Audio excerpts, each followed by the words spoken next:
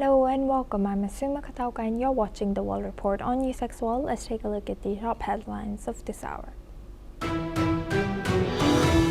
United States and India have agreed on a trade deal after a phone call between President Trump and Indian Prime Minister Narendra Modi. The US will lower tariffs on Indian imports to 18%, while India agrees to reduce tariffs and non-tariff barriers on US goods to zero and stop buying Russian oil. President Donald Trump has warned that bad things could follow if Iran fails to reach a deal with the US as pressure mounts after Tehran's January protest crackdown. Former US President Bill Clinton and Hillary Clinton have agreed to testify in a congressional investigation into Jeffrey Epstein.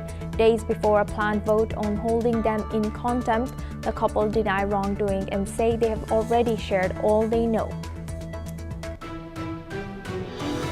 A US federal judge has blocked the Trump administration from ending temporary protected status for more than 350,000 Haitians, halting potential deportations amid Haiti's escalating gang violence. Meanwhile, U.S. District Judge Anna Reyes claims that DHS Secretary Kristi Noem acted with hostility towards non-white immigrants.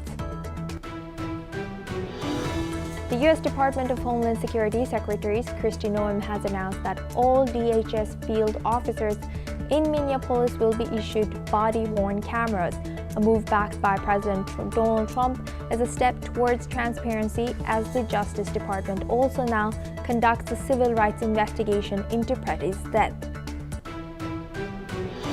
British Prime Minister Keir Starmer said engagement with China makes us stronger following his visit, but stressed the UK is clear-eyed about security threats from Beijing and that protecting national security is non-negotiable.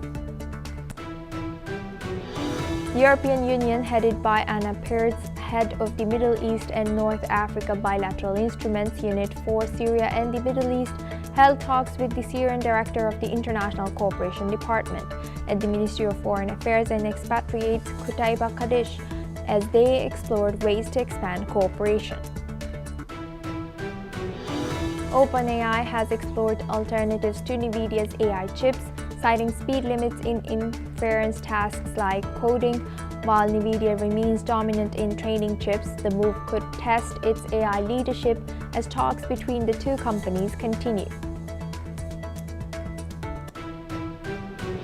Now we start with Russia-Ukraine. Ukrainian President Volodymyr Zelensky has said that Russia is prioritizing attacks over diplomacy after launching a massive overnight strike across Ukraine. Zelensky has said Moscow fired more than 70 missiles and around 450 attack drones, taking advantage of some of the coldest days of winter. The strikes have damaged an iconic Soviet-era World War II monument in Kyiv and targeted energy infrastructure across the country. Now, Ukrainian officials said the attacks cut heating to more than 1,100 residential buildings in the capital as temperatures dropped to near minus 20 degrees Celsius. Restoration Minister Oleksiy Kuleba said Russia had attacked homes, heating systems, and basic living conditions for civilians, underscoring Kyiv's claims that Moscow is choosing escalation over peace talks. Now for this, we welcome Professor Rohan Gunratna. He's an international affairs expert, joins us live from Singapore. Thank you very much, Professor, for joining us. Good to see you. Now, looking at this, can we, this, as we know that the reports of the talks also come in, the attacks also come in. So can we be hopeful this time that this week there can be, the peace talks may have breakthrough? Asuma, what we are witnessing is that amidst negotiations, amidst diplomatic negotiations and mediation, there is also in parallel war fighting. So both the Ukrainians attack the Russians and the Russians attack the Ukrainians. What you described is one of the worst attacks Ukraine has faced from Russia.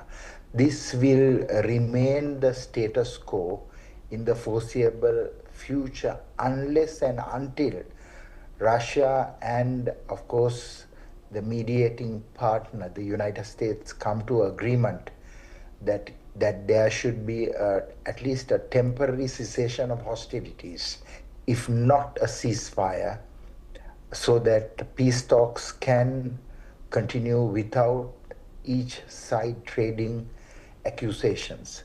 What is so important to understand is that there's a heavy loss of property, of life on both sides, and it is very important for the Russians and the Ukrainians to consider having either a cessation of hostilities or a ceasefire as they move forward to come up with a more permanent settlement between these two countries. What is also important for the West to understand is that the Russians attacked Ukraine in the first place was because of the very significant NATO buildup on the European side of the Russian border.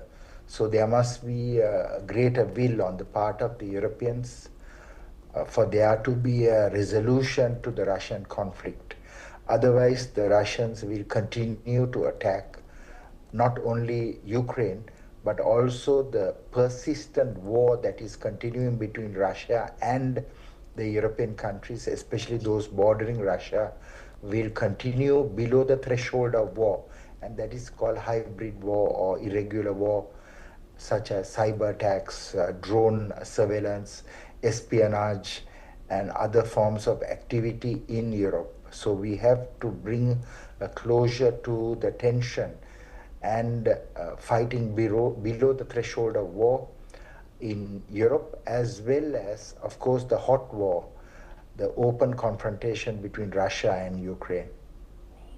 As you know, we also know the sticking points are still existing. You already touched on NATO and NATO build-up over there.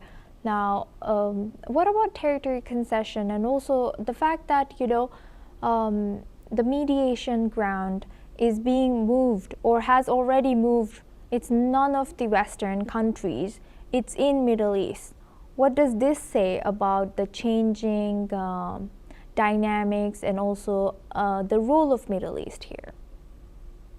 I believe that it is so important for there to be dedicated mediators and negotiators to resolve these conflicts, because these conflicts resolution require a lot of energy and dedicated staff. Not only that, there is a dynamic between the Middle Eastern conflict and the European conflict. For example, the Russians are receiving drones from the Iranians to fight in Ukraine. So what is important is for the mediating teams to be separate but linked, but at the same time to resolve this conflict, because it has gone on for too long. There's a heavy loss of life on both sides, and simply its continuity will lead to greater animosity and anger and hardening of positions. And as you very rightly said, it is all about territorial concessions. That should be the principal focus, but there is no agreement on territorial concessions. So I think leaders should make a key decision what Europe will have to concede to the Russians in terms of Ukrainian territory. And of course, it's a decision that has to be taken primarily by the Europeans, but also it's a decision that has to be taken in consultation with the European governments, because the Ukraine-Russia war is not just a war between these two countries. It's a conflict between Russia and Europe. Right. And as you mentioned, this war is not only between these two countries, it's between other countries all as well. So do you think that Western mediation has its limits? Did they reach its limits in terms of this mediating between them? Also, US was supposedly or supposed to be the mediator, but it seems like some reports suggest and some also guests suggest that US pushed their own stance here. My own view is that Europe will have to negotiate with Russia, not only Ukraine, is because right now the Russians are conducting a lot of operations throughout Europe. As I mentioned, they have staged what you call irregular warfare or hybrid warfare, where below the threshold of war, there are a lot of attacks the Russians are mounting and also the Europeans are mounting against Russia. These are mostly cyber attacks, espionage, and other forms of economic warfare. So there must be a resolution, but the resolution should be a approach which is a continental approach, meaning EU, UK will have to work together with the Russians, because no point in resolving just the Ukraine-Russia conflict and the Russians are still engaged in hostile activity in Europe. With that, I'd like to thank Professor Gunratna for sharing that insight. Thank you very much. Now, looking at Middle East, a handful of injured Palestinians and their companions have entered Egypt from Gaza at the first day of a limited reopening of Rafah border crossing. The Egypt officials have reported that 5 injured people and 7 companions have crossed the border. The officials have also stated that the number of patients allowed to enter Egypt through crossing has been limited to 50 each, accompanied by 2 companions. Meanwhile, some Palestinians have responded. Let's listen into what they have shared.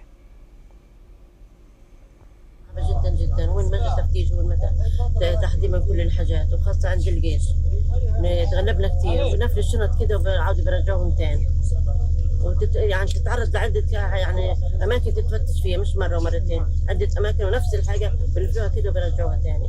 يحرمون أولادنا بدهم مش هنا نرجع على غزة بدهم مش عدد كبير ولا إنه يرجع بدهم عدد كبير إنه يطلع كل إشي ممنوع أخذ أغراضك ممنوع أكل ممنوع المي ممنوع عطر ممنوع أي إشي عد غزة ممنوع أولادنا ما قدرنا نجيب لهم أي إشي إن نفرحهم فيه ما قدرناش. Now we welcome back Professor Rohan Gunratna. He joins us live from Singapore. Thank you very much, Professor, for staying with us. Now, looking at this, although very limited, do you think that this can lead, for now it's very limited, the Palestinians who are allowed to cross to Rafah, do you think this can become bigger or, more? I believe that the movement across the Rafah border can be a very good confidence building measure, because eventually there have to be peace between the Palestinians and the Israelis, and there has to be goodwill between the Israelis and the Arab countries, especially Egypt.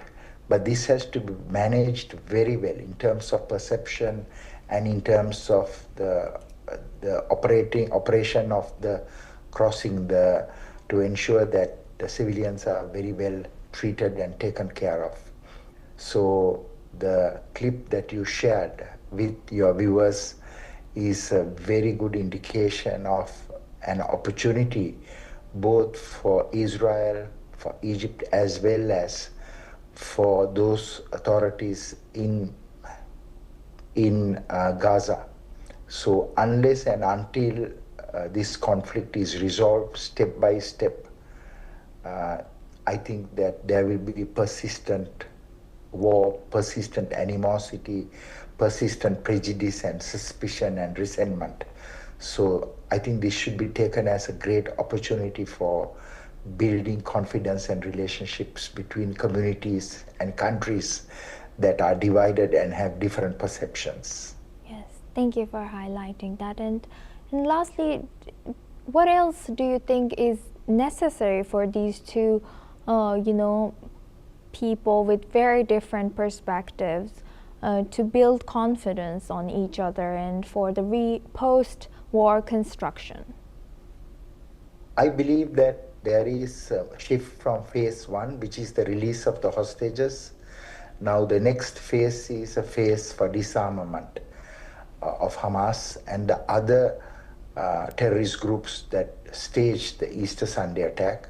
So I think that during this phase, there must be a lot of goodwill and trust and confidence built. So there must be a dialogue between the Palestinians and the Israelis. There should be a dialogue between the Israelis and the Egyptians. Of course, after the October 7th, 2023 attack, that goodwill has eroded and animosity has peaked. And this is the right time to build that relationship, to build that goodwill, a people-to-people relationship. It's not only states, but build trust between communities. And there should be some movement in that direction, because not everyone is a terrorist. Yes, indeed. Thank you very much, Professor, for sharing that important message with us on NewsX World. Now we move on to South America. Supporters of Venezuela's ruling party have rallied in the capital, Caracas, demanding the release of deposed President Nicolas Maduro and his wife, Cilia Flores. Demonstrators gathered amid deepening political uncertainty, claiming the former president was kidnapped 1 month ago. Socialist Party supporters say the rally marks day 3 of protests calling for his return. They accuse unnamed forces of detaining Maduro and Flores and are urging their immediate release. The government has not responded to the claims as tensions remain high across the country. Let's listen into what some of the supporters have shared. Ya que mañana, día 3, nuestro presidente cumple un mes que lo secuestraron. Y le estamos pidiendo que nos lo liberen. La liberación para nuestro presidente Nicolás Maduro y la primera combatiente Cilia Flores, para que vuelvan a nuestro país, ya que es nuestro presidente constitucional, porque el presidente que eligió al pueblo, y como lo eligió al pueblo, nosotros lo queremos de regreso. Más allá de una protesta, nosotros estamos acá es para incentivar y hacer un llamado a la paz y que el mundo sepa que Venezuela no está en guerra, que está en paz. Y realmente lo que estamos haciendo nosotros es eso, pues enardecer día a día la paz para que esto pase pronto y que no solamente hoy es Venezuela, pero mañana puede ser otra.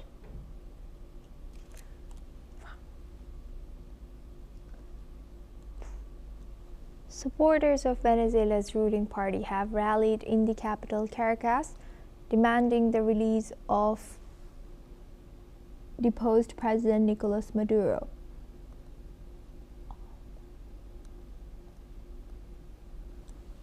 Now we welcome Ms. Shruti Dasgupta. She's an international affairs analyst, joins us live from New Delhi. Thank you very much, Ms. Dasgupta, for joining us again. Good to see you.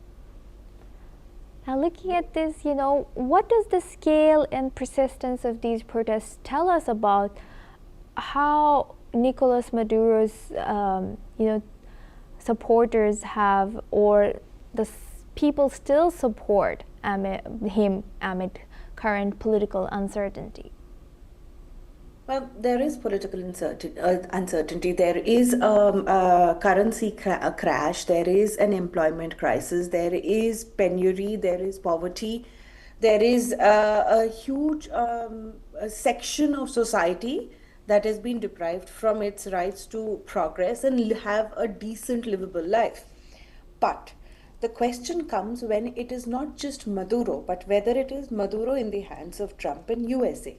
Now, here is where the nationalistic feelings that became part of the entire socialism regime of Hugo Chavez comes into play, where you realize that they have been able to inculcate a strong feeling of self among Venezuelans. Whether they like a leader or not, whether they feel oppressed or not, whether they are enjoying the same freedoms as the rest of the world or not, they are not open to suppression or interference of a foreign power.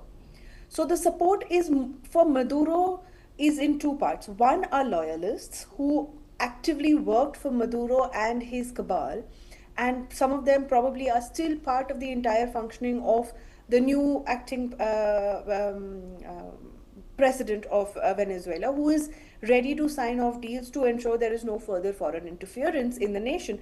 But before this particular lady took over, in the absence of Maduro, Maduro was also willing to sign those very deals. So this particular cabal that is demanding the return of Maduro from US does not really look at Maduro as a criminal. They look at him as a leader that has stood up to USA and is paying the price with his life and being.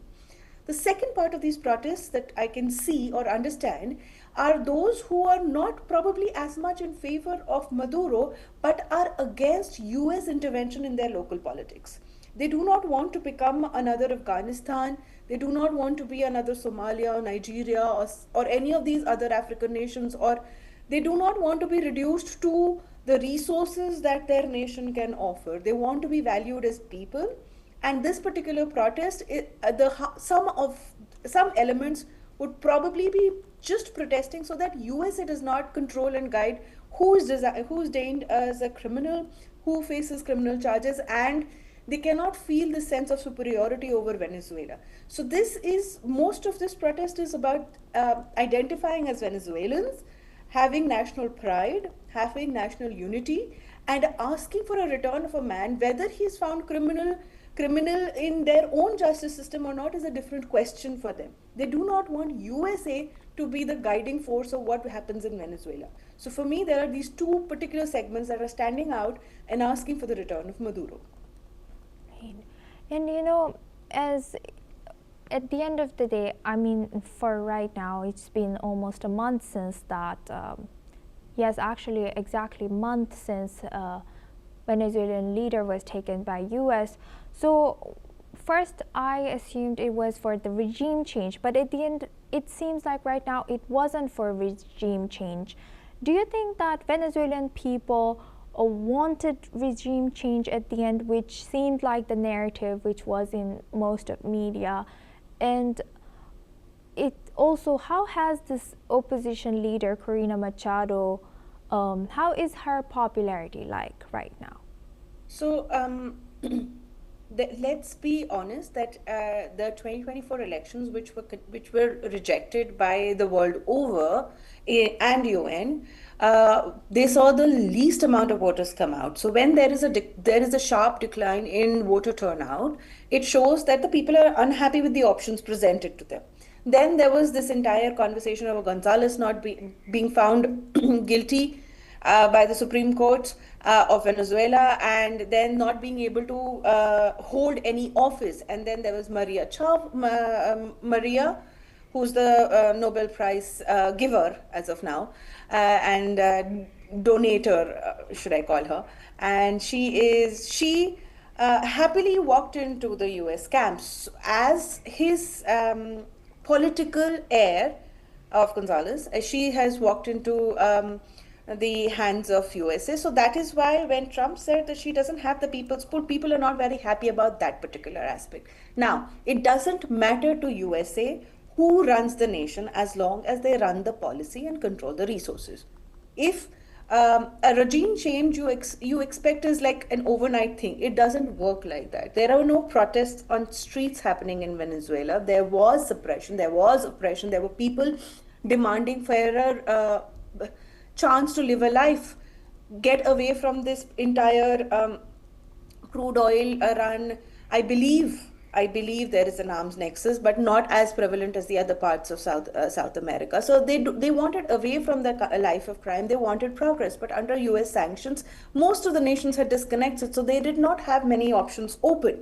So when you brought a nation to its knees, obviously people are going to be protesting. The regime change would happen organically when there are leaders after leaders coming forth and asking for a change. Instead of leaders after leaders asking for the change, you're finding leaders walking to USA's camp and asking for help. That is not organic regime change. What happened is they got rid of Maduro a month ago, and the lady they placed there happily signed the deals to help agree to how USA is willing to let them sell their oil, where USA controls the money and all of that, those particular caveats coming into play. So what I see is this is regime change. They did change the regime. They changed out the dictator, but kept the system in play. So the people that are loyal to the socialist ideology and have been put in place are now loyal to the new acting president of Venezuela, and she is willing to use that entire state machinery to enable US goals. So there has been a regime change, just not the one that probably people of Venezuela were hoping for. Mind you, Maria would not have made a major change either. she would have probably opened up the markets, but that would have been like inviting vultures to dinner on a carcass of Venezuela. So she would not, her economic policies would not have led to a direct change in the situation of a common Venezuelan. So either of these two options was never about the progress of Venezuela. It was just optics for USA. And I hope things will change out soon now that USA is ready to lift sanctions and the Venezuelan oil is ready to flow back into the markets. Let's hope that the currency finds its feet again, the nation finds its feet again, no matter who is running the nation, who's controlling the major part of the economy of the nation. Let's hope the common people find the breathing room to think for themselves and have leaders come forth and make the changes they need. Ms. Dasgupta, lastly, so if US has already kind of gotten what they wanted eventually, so is Marina Corina Machado and Rodriguez rivals now?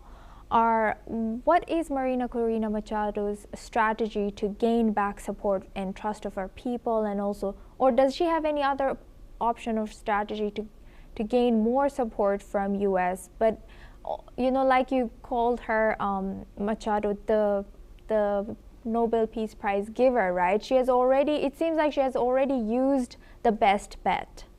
You're right, she's played out her trump card. She doesn't have much to give more to Trump or that regime. The oil that USA wanted to control has already gone under their control, under Maduro's very own party and the system, that state machinery that he has given. So Maria Machado is, I think, the biggest loser of this entire regime change that is happening in Venezuela. And she would be grasping at straws, because if she goes back to the nation, I'm sure that the nation would be rejecting her. These very same protesters will look at her as a berserker, as a person who's been a traitor to their own nation and allowed USA to have the moral high ground to come into their nation and attack their president. So Maria Machado, unfortunately, despite being the winner of Nobel Peace Prize, is the biggest loser of the game of Venezuela. 100%, yes. Indeed, thank you very much, Ms. Dasgupta, for sharing that deep insight with us on NewsX World. Now we move on to our next news. US President Donald Trump has said that he is closely working with House Speaker Mike Johnson to move a funding deal through the House. But this comes as lawmakers race to end a partial government shutdown which began last Saturday. President Trump insists that there will be no changes to the funding package the House plans to take up this week, as he claims it's the fastest way to reach a resolution and fully reopen the federal government. The shutdown was triggered after the Senate approved only a short-term extension for the Department of Homeland Security, leaving several federal agencies without long-term budget certainty. Moreover, this shutdown has significantly disrupted operations at the Pentagon and the Department of Labor, as disagreements over immigration enforcement funding continue to stall a broader budget agreement. Now we move on to tech news. Google Cloud and Liberty Global have recently struck a 5-year partnership to expand AI across Europe. Google Cloud will deploy its Gemini AI models and other cloud tools across Liberty Global's cable and broadband operations. The deal highlights Google Cloud's push for long-term enterprise clients amid rising AI and cloud competition. For Liberty Global, the partnership aims to improve network performance, automate customer support, and boost efficiency. It also reflects a trend of telecom and media companies relying on cloud providers to modernize infrastructure. That's all we have time for. Keep watching NewsX World for more news updates from around the world.